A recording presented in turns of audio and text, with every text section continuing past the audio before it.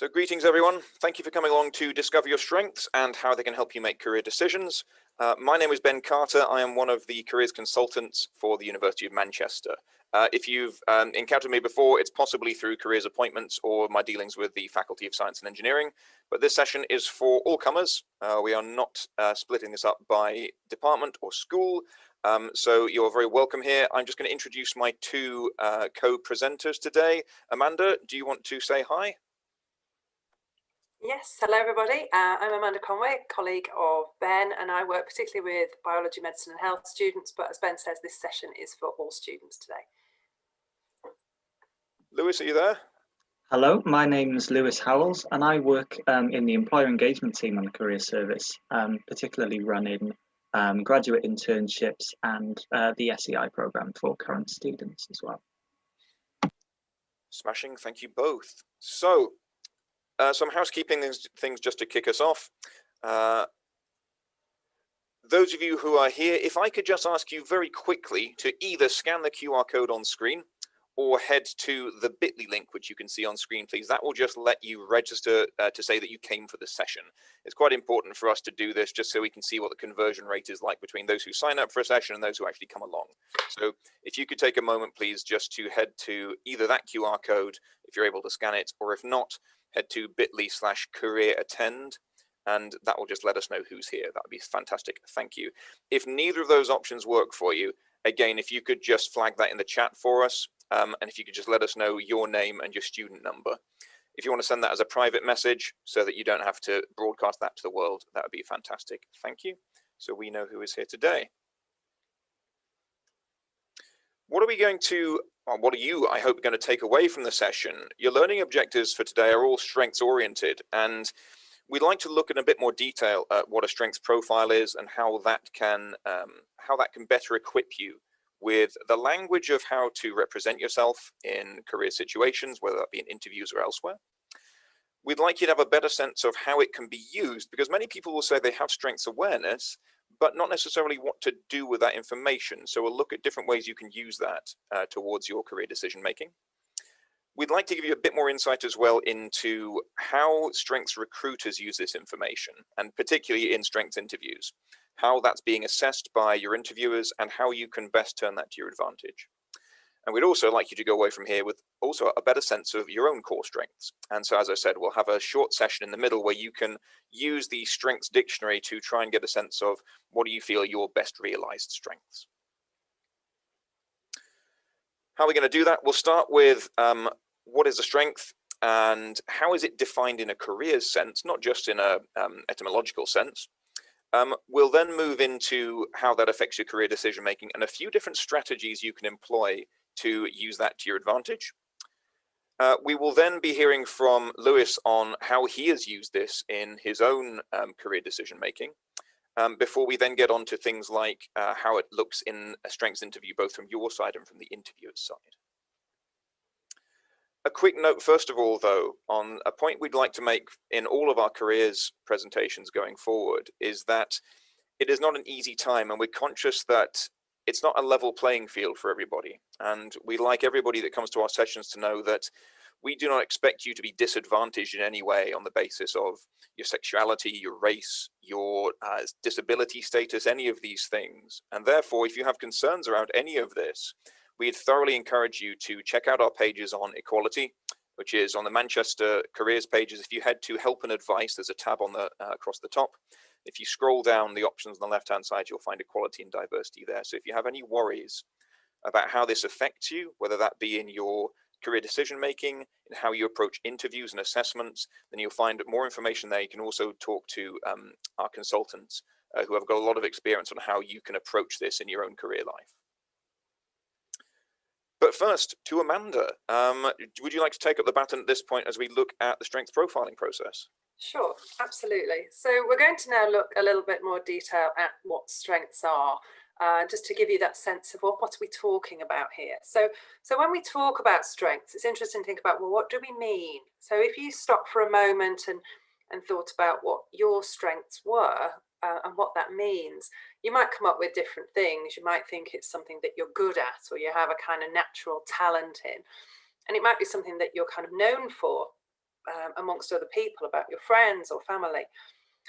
And we do mean that when we talk about strengths, but it's not just about that. So this concept of strengths and strengths-based recruitment and the strengths movement talks about strengths in a slightly different way. And it isn't just about that we're good at something.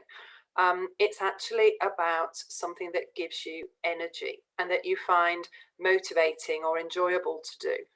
And if I think about, when I am playing to my strengths, it's also, you could think about, you're not really trying. It's almost like it feels like it's something that does come natural, but you actually find it quite energizing. You lose sense of time. And that concept of energy is the thing I want you to just keep with you when you go through this session with us today and when we work and talk about strengths.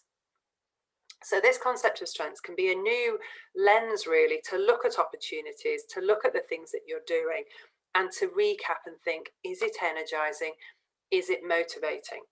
So if we take a closer look at strengths then, Ben, could you move on for me one slide? Thank you. This was a comment that came in from one of our graduates only this week, and one of our colleagues sent it through, where someone was talking about looking back as an alumnus, how they managed to achieve success in their career, and they put it down to this concept of playing to their strengths and choosing a career area that was about something that energized them and involved them kind of like behaving in ways that they found energizing. So they were very much talking about the very things that we're saying about energy and strengths and the things that you find quite motivating. And so you're behaving in this kind of motivating way. And the theory then is if we are behaving in ways that we find motivating, we're more likely to do well and succeed. Thanks, Ben. And so this is how an organisation called Capfinity, who are very much at the centre of the strengths recruitment movement, define this concept of strength across three areas: performance, energy, and use. So performance, yes, it's a strength in the sense that it's something you're good at, but it's also interwoven with this concept of you feel quite energised when you're behaving in that way. And it's also likely that it's something that you're using. You build that then into your life. If it's a natural way of behaving for you, you're more likely to bring in those behaviours. But actually that performance, energy and use sort of play together in interesting ways. And so on the next slide, you can see 4 key areas about how you can define a strength. So the first one is what's called a realised strength. And this is something you do well, you find energizing, and because of that you're likely to use them and have them very much in your life in a typical way of behaving. So these are called your realized strengths. Contrast that with then what's called your unrealized strengths, and this is something that you again find you can do quite well in, you perform quite easily in this, and you find it's something that you find energizing. But the difference with an unrealized strength is that you're not tending to use them, and sometimes we our demands on our life, like our job or our studies or the ways that we are involved with the world, can mean that sometimes we're not utilizing some of our strengths that we would find quite energizing. And so that contrast between realized and unrealized is very much doing it, not doing it. But those 2 boxes above the line, the greens, are things that you are you do find you do well and you find energizing. So this top row is very much about your strengths.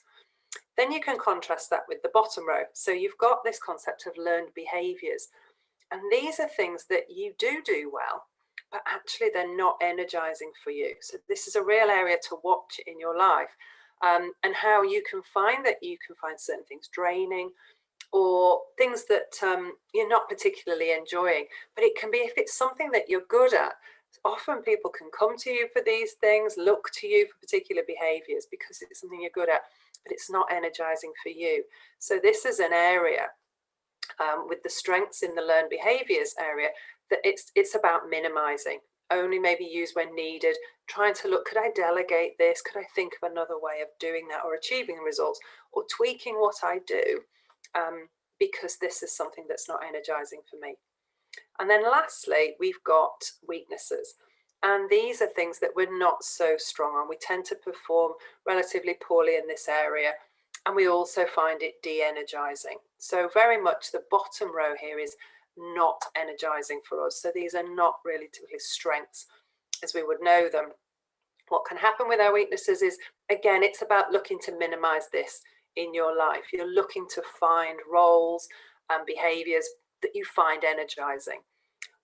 One thing to note with weaknesses, though, is that sometimes we haven't really developed these skills or behaviors for ourselves. We maybe tend to avoid them. We don't view it as something we're good at. So we haven't always practiced or developed our skill in this. And it could be that our sense of, oh, I can't do that, and I'm no good at that. So we view it as something to avoid. But sometimes for some of our strengths in the weaknesses area, actually, if we really developed our skill in that area, it might be something that we do find energizing. So it's just a kind of, it's an avoid, but it's a keep an eye on that area and just watch that, because there may be some things that there's potential for with those. So they're the 4 areas. And I guess the next step is, well, what are these strengths behind there? What goes on behind these 4 quadrants? And Capfinity have identified 60 strengths that pretty much cover everyone that they've surveyed and reviewed, and narrowed it down from hundreds to the core 60. And we've got that 60 strengths to share with you today. Can you move on one slide for me, Ben? I'm just going to see what's, yeah, thank you. So with the 60 strengths, we're going to send you now through the chat the 60 strengths definitions. And what I'd like you to do is have a look at that, take a few minutes to read through that, and then to try to see which ones of these strengths really sort of stick out to you and call out to you, and that you can identify with. And so for some of them, you'll look and you'll think, that really doesn't play into my life. And you might struggle to focus on one of the strengths, thinking, I don't know which quadrant to put it in. I'm not sure what it is. Just look at the ones that really have an impact on you and you feel quite strongly about. And whether that's as a strength, whether that's as a weakness or a learned behavior. And what I'd like you to do is just jot down some of the ones that really speak to you. And then we'll come on and have a look. And we'll look in particular at realized strengths. So if you're struggling to identify things in particular, focus on giving yourself 3 realized strengths. And also if you can see any weaknesses. Okay, I'll ask you just to pause for a second there, and we'll talk about, well, what do you do with this once you've got this sense of some of your strengths? You can take a strengths profile, a kind of an online toolkit really, which will talk you through all 60, and you'll answer questions to identify your strength profile. It's something that's about between £10 and £12 to do. There's a more advanced, kind of more detailed questionnaire as well, which you can take for a little bit more. But sometimes on the strengths profile website, it is available free. So keep an eye on that. And that's something that you might have an opportunity to do. It was free during the month of January. So the strengths profile website is a good one to have a look at. But what you can do, you can just look through this and you can do what we've done today and start to get a sense of some of your strengths. The key thing I'll say though is watch this over time and watch your behaviours, because sometimes we think we've got a sort of strength set, but actually when you start to notice the things that energise you, and when you do feel energised or when not, you can start to then unpick your own experiences and get a more clear picture of your strengths profile. So let's talk about some of the things that have come in and what you can do with that. Today's session's around helping you with career decision making. So one of the key things is to try to identify careers or job roles that you find energizing. So finding roles that would pull on and draw on these strengths and be utilizing some of these behaviors that you are then likely to be more energized by and more motivated and successful in your work. So some of the ones that have been coming through so far, somebody touched on realized strength of mission. And also somebody said legacy. So you want to sort of leave something behind. You want to do something that sort of meets your goals and what you're driving for. And so for some people, that might be about improving life for other people. It could be a mission around environmental sustainability. It could be a mission about sort of addressing inequalities in the world. So thinking about what's important to you, and if mission is something for you, then are you working in an area where you feel you're making a difference, where you're having an impact, and you're having an impact on the things that are important to you? Other things that people put in, somebody wrote about relationship building, relationship deepness. So again, thinking about, would I have a more longer term relationship with, say, a client I might work with? So having to develop good relationships. So for example, if you're an account manager, you are the key relationship person with your organization and another organization. So that is often going to be a sort of stronger relationship over time, and that relationship deepener could come in there. Someone else said not relationship deepener, and that was for them a weakness.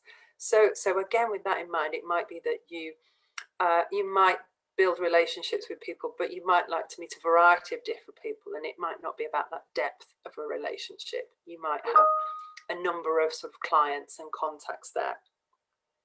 Other ones, somebody talked about adherence. So again, working towards sort of rules, processes, regulations.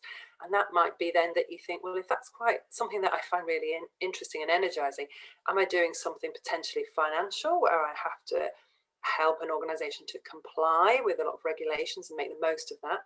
Could it be something around health and safety, and again, the regulations around there? So it's starting to get a sense of that match. There won't be a perfect role for you that pops out at the end of this, although the online strengths profiler tool does give some sort of career match ideas that you can work with, but it might be about piecing some of those things together. One watchword that I would share with you is around self-belief, because I know some people put that as a kind of a weakness. And what sometimes can happen there is that can then put a bit of a cloud over how you view all of your strengths. And sometimes when you look through, you think, oh, I don't have a lot of strengths. And sometimes that's because your sense of your own abilities in yourself might be that you don't view that you're as probably as good as you are. So it might be that you're kind of like got a more sort of a stronger strengths profile than you give yourself credit for. So if you are identifying one of your weaknesses as self-belief, just stop and just have a little look at that for a while and think, well, do I have more strengths than I kind of give myself credit for? Ben, can I ask you to jump on a couple of slides for me? And then this is where we will share with you some of the UK's common strengths. And so this is based on all the profiling that's done of kind of UK individuals. And this is some of the popular strengths in the different areas.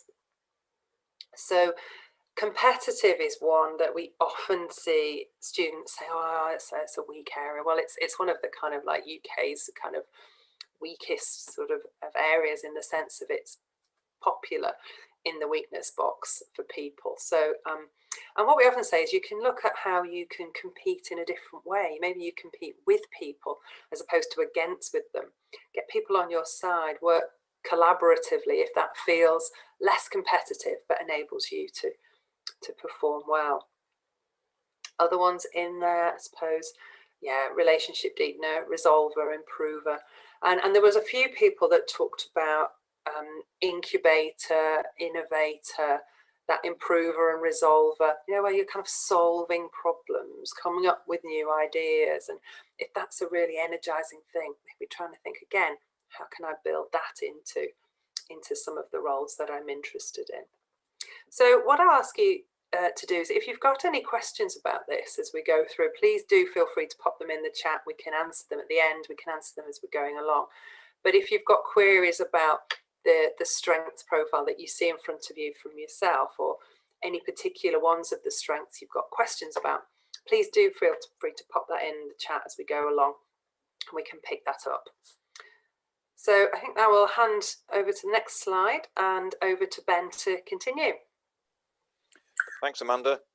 So I'm going to pick up here to talk around some of the ways in which you can put this information to use. Now, for today, you may have just first be discovering strengths profiling, and therefore you will have 3 or 4 realized strengths in front of you, maybe 1 or 2 weaknesses based on the exercise that Amanda's just taken you through. And That's a starting point. Now, when we get to the end of this session, we'll be sharing some other resources on this. As Amanda said, you can pay for further strengths profiling. There is free material available as well, I should point out. So once you have a sense of how you would describe yourself using the language of strengths profiling, it's worth then taking a look at some of the suggestions I'm about to make and how you could use those to make your life easier in terms of career decision making and how you go about your job hunting. I've split this into two areas. Apologies that these next two slides are quite wordy, and I'll be taking you through them, much of what's on screen, but I will be elaborating on that a bit. But it's there so that if you do want to return to these slides, they'll be made available through the careers website, as our presentations usually are. But if you want to return to any of this stuff, then it is there word by word on screen. So with that in mind, two approaches to this. The first slide is more active approaches you can take to using strengths in your job search. The second slide, more passive approaches, ones which you can be doing in the background, may not be part of your active job seeking, but can still help you to leverage the strengths material. So first up, in terms of your job seeking, not everybody goes about this the same way. And what I would say, first of all, is that you can use your realized strengths as a way to make sure that your career activity, your job seeking, is something which is going to play to those strengths. I've got some examples up here. So as you've been looking through, some of you, I think, have taken things like planner as a realized strength. That being the case, I think taking a very structured approach to your job seeking, coming up with a spreadsheet, having a very organized system, you may well be doing this already. It may just come naturally to you. But if you're not, I thoroughly encourage you to implement something, to have a system which will just allow you to gain a sense of satisfaction as you go through. And even if it's a role which you've been unsuccessful in getting, you can tick it off. You can look at reasons why that's happened, any feedback you may have had.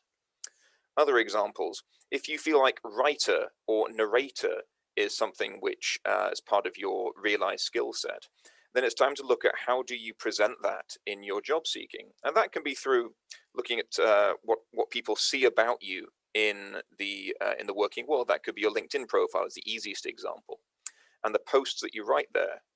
One of the most common things we hear about LinkedIn at the Career Service is that somebody has a profile, but they don't really use it very much. And if writer or narrator or indeed spotlight is something which comes naturally to you as a strength, then it's worth considering how can you up your game in terms of your LinkedIn presence. That could just be enhancing your profile. It could be making sure that all possible sections are fleshed out, and also looking at it from the point of view of somebody who might want to employ you. Do they get what they need from your LinkedIn profile? Is it brief enough that they can get through it quickly? Is it detailed enough that they can get something more than just looking at the section headings? You could also look at things like, how else can you use LinkedIn?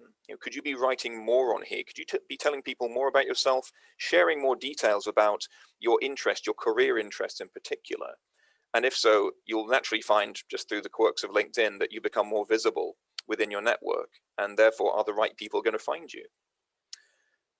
Other examples, relationship deepener was already mentioned as something you can leverage, and that may well mean that your network is important to you. And it's here that you can look at, could you revisit your network, be that LinkedIn or otherwise? I find one of the most powerful things here is the simple act of letting people know that you are looking for work.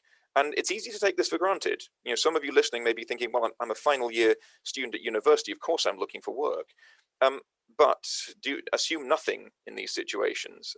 It may be very easy to think that, but as you glance around at your network, that may be a factor which is being overlooked by close friends, by family, by your fellow students even. They may be so wrapped up in their own job search, there may not be something that's very much on their mind. So remind them of that. And if that means reaching out to new people, using something like the Manchester Network, for example, that's network.manchester.ac.uk. That's our official alumni network. These are other ways you can use strengths, more relating strengths is how they're referred to in the strengths profile. Final example, spotlight, service. Looking for opportunities to add to your CV, ways in which you feel you're going to get satisfaction by getting out of yourself and giving to others. Now, this will help both in terms of your own self-esteem, but also in terms of strengthening your CV. There's been a big move, as we've noticed throughout the pandemic, towards employers asking questions like, what have you done with your time? And, how have you sought to improve yourself in the time which some of us have had off during lockdown? And this is one of the ways you can go about that. And there is indeed a section on the Career Service website that looks at volunteering and how volunteering has changed in the wake of COVID-19. Moving on then, rather than just your job seeking as a general process, if you want to be, if you find yourself engaged by the idea of strengths as a recruitment concept, if you like the idea of a company that looks for these qualities, these skills which somebody takes true satisfaction from and recruits on that basis, you can use this to inform your job seeking. And in a few slides' time, I will show you the various client companies which Capfinity work with and to whom they offer their services and who use strengths recruitment on a daily basis. They conduct strengths-based interviews. They use these very concepts of performance, energy, and use that we've been discussing. You could start your job search there. You will find them many and varied, and I'm pretty sure there will be something which could fit the kind of work you might wish to do. It's not exhaustive, but it can be a good place to start. I would say, though, that ties into my next point, that you'll still need to take a look and see whether the core strengths that company is recruiting for match your own. And that is the final point on this slide, is that if you feel you've got a good grasp of your own strengths, if you feel like your personal qualities are well known to you, if you feel you can define yourself quite strongly in those ways, then I think it's worth comparing them to companies of interest. And here, I would suggest taking a look at company values pages. Some companies refer to them in different ways. It could be things like a mission statement, core behaviors, something like that. But it's worth taking a look at a few different companies and seeing whether you can make matches between your realized strengths, perhaps even your unrealized strengths, and what they feel best represents them as a company. I mentioned unrealized strengths here because many companies who espouse strengths-based recruitment look for potential in their new hires. They look for, during strengths interviews, they look for the potential that you could still have the skills they're looking for, not necessarily that you've already got them, have been exercising them for a long time. If it's something that's still important to you, they may simply look for that potential as good evidence that you'd be a good employee for them. So some examples then. It's easy for me to say this, to say, okay, yeah, take a look at a company values page and then maybe match it against your realized strengths. Let's do that. Let's take a couple of examples. Here is McDonald, large engineering firm, and one of Capfinity's clients. And here we have their core values of progress, respect, integrity, drive, and excellence. And ahead of the session, I took a look at these. I tried to do some matching against some of the 60 strengths in the document that's already been sent around. Here's what I came up with. In terms of progress, I went for change agent as something as evidence that you are happy with the act of progress. It scares some people. And if you feel like change agent is something which appeals to you, that idea of being an advocate for change and looking to make sure it's for the better, for in a positive direction, then that fits for me with progress for the company as a whole. Respect was a slightly trickier one because I think respect covers a great many different areas, but the one I went for from the strengths definitions was unconditionality.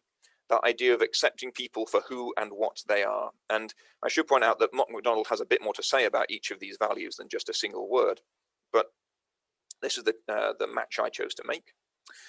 That tied in quite neatly with integrity, and here I went for moral compass, that sense of ethical code. I think integrity, once again, can mean a lot of different things. It can mean trust, it can mean ethics, it can mean morals, but in this case, moral compass was the best match I could find. Drive was very straightforward. There is one of the very same name within the strengths profile. And work ethic for excellence, looking to make sure that whatever you turn out is to the best of your efforts. It's something which actually I've seen in a lot of companies, that idea of excellence as doing the best you possibly can in everything you do. A second example then, the FDM group. Some of you may know them as technical consultancy firm.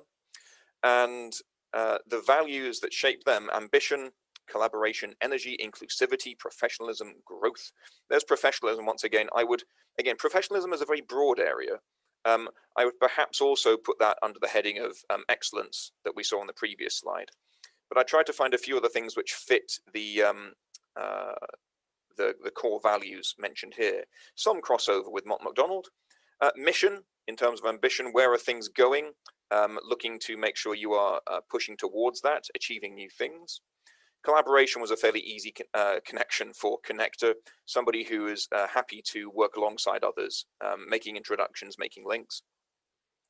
Energy, action, feeling like you can move on something quickly. You're not going to examine it for too long. You're happy to get started with something and then think about the finer details.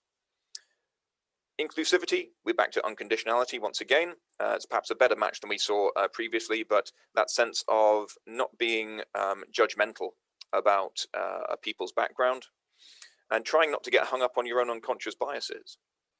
Professionalism, again, a lot of facets to this. Could be excellence. I went with service, looking for ways that you can help and serve others. And then growth, again, was a direct match for one of the strengths mentioned within strengths profile. Now you will find this, there are plenty of other examples. I was looking at the civil service fast stream recently as another example of a company which uses a system, but they're very keen to make sure there is a clear set of definition of what it is they want from you.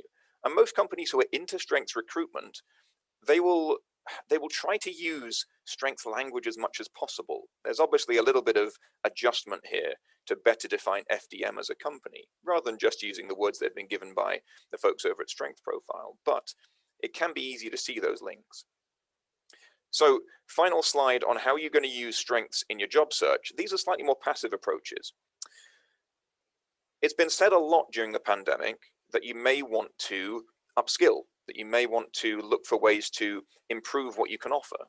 And here I would look to things like your unrealized strengths. And not necessarily that you have to plug gaps in your skills. It's important to recognize that look for things where you would, again, it comes back to this idea of enjoyment, engagement. Look for things where you will engage with the material. Now, your unrealized strengths, these are the things that often are lurking below the surface and often can be areas where you would like to be better known for this stuff. You would like to add it to your realized strengths if you only had the time. Maybe you do now. I appreciate that's easy for me to say when the semester's just getting underway. You've got a lot to do, but look for opportunities to learn better, to find something where you will feel truly engaged with the material.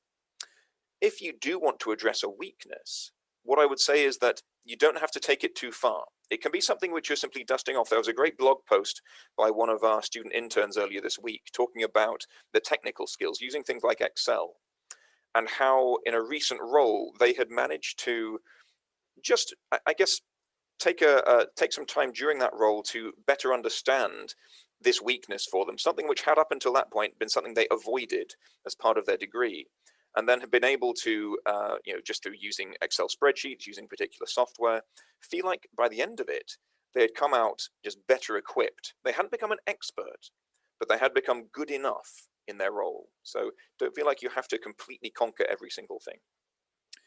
Finally, a lot of people have had to change their plans lately. And it's important to recognize that while that may seem somewhat demoralizing, there are other things that you can do by looking at your strengths profile.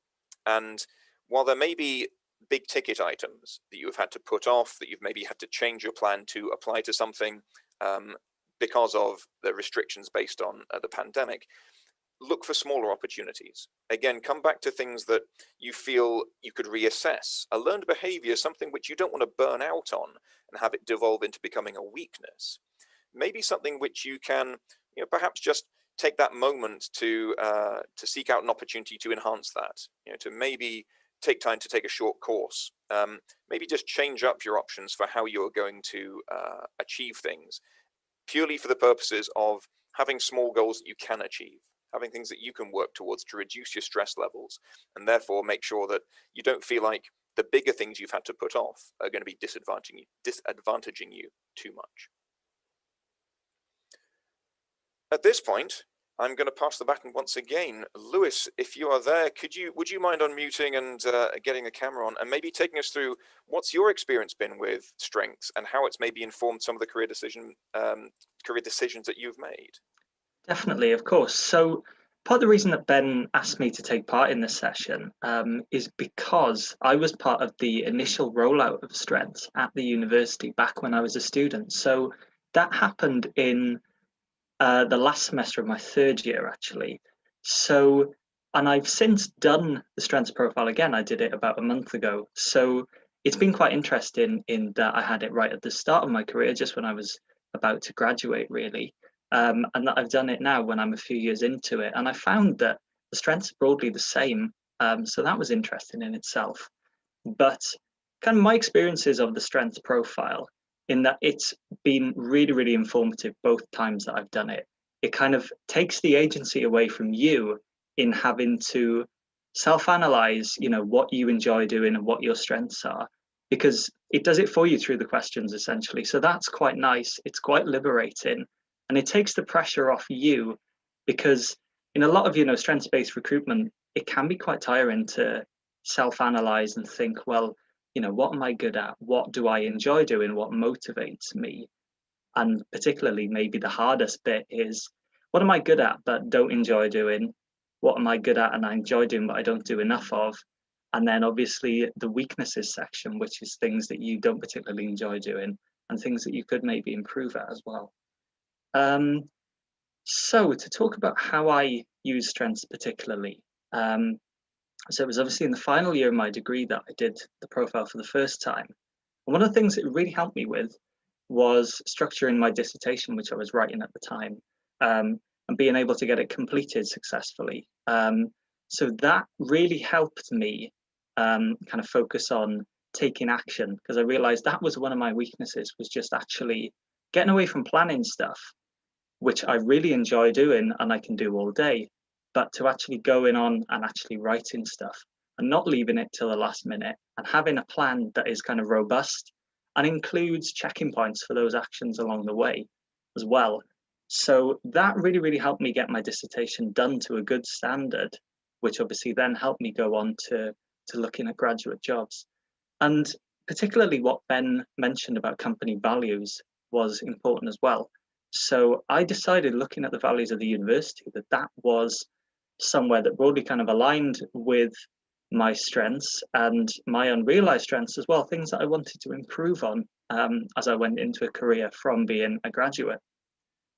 So that was very, very helpful. And what was particularly helpful in looking for graduate work was the career guide that you can get as part of the strengths profile. So that will tell you kind of what careers you might be suited to based on your strengths. So for me, coming from a music background, so I did music undergrad, and then it suggested that I try either roles in IT or roles in project management, because of my kind of enjoyment of planning things and having goals set out and things like that. So that really helped. That was something I would have never considered during the course of my degree, and it helped me to get an MGT role at the uni with an IT project that they were running. So after I'd done that graduate internship for a year, I then went on to working on the career service. So that was another project that I wanted to do as well. So that really was motivated by looking at my unrealized strengths.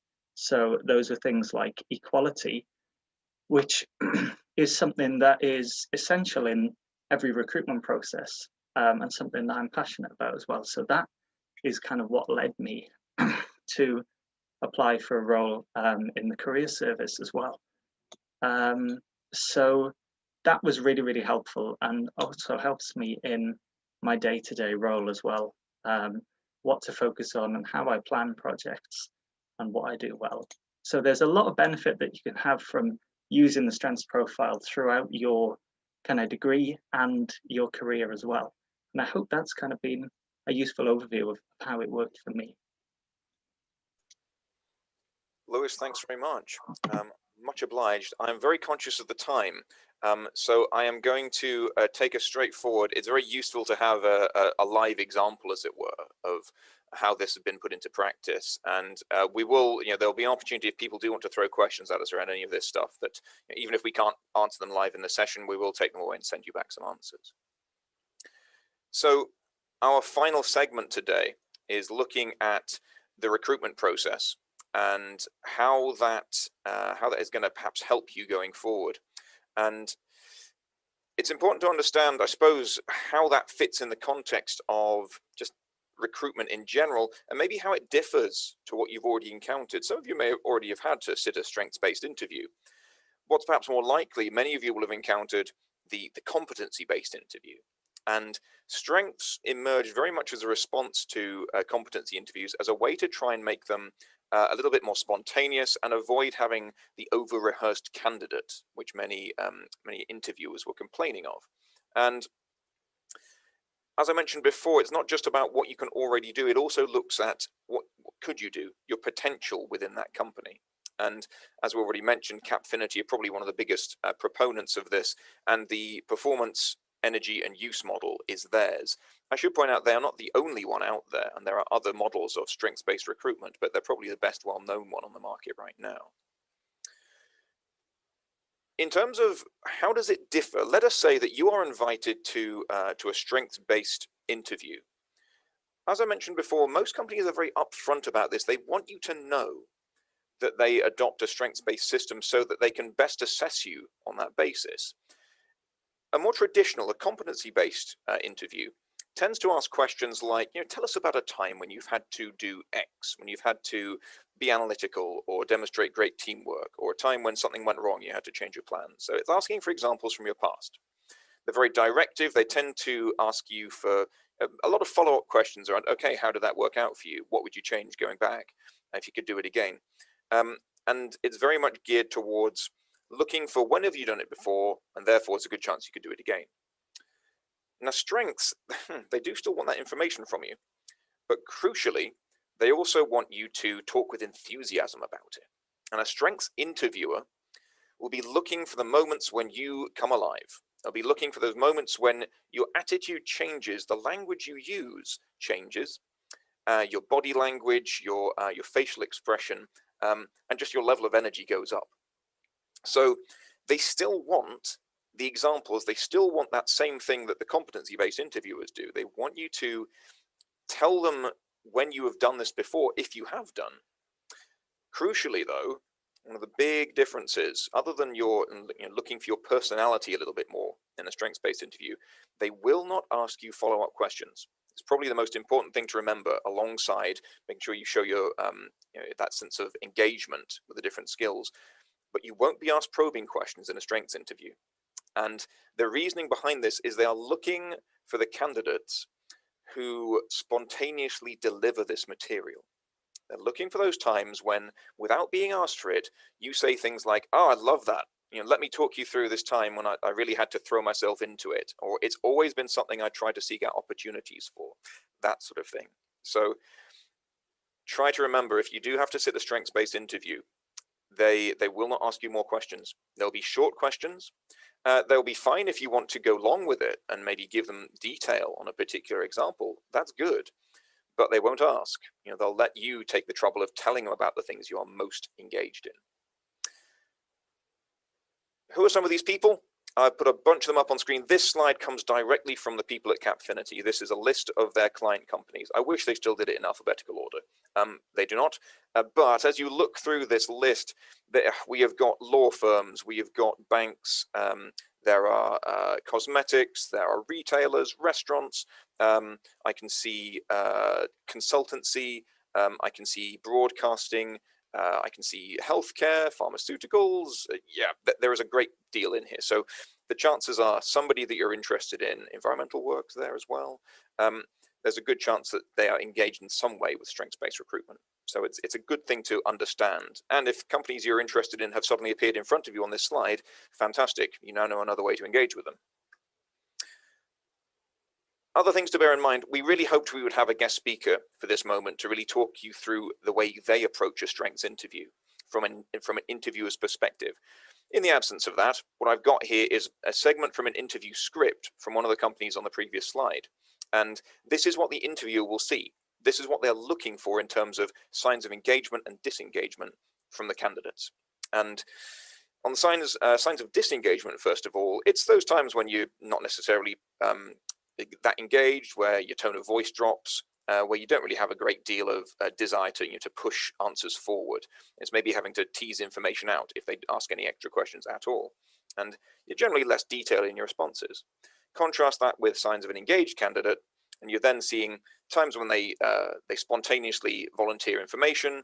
There's a greater sense of, I suppose, trust in what they're saying, and that energy in your voice, the language that you choose to use. That all comes into play here. Body language likewise. Now, obviously, that's something harder to achieve when you're on the other end of a Zoom call, but it's something which, again, some interviewers are trained to look out for.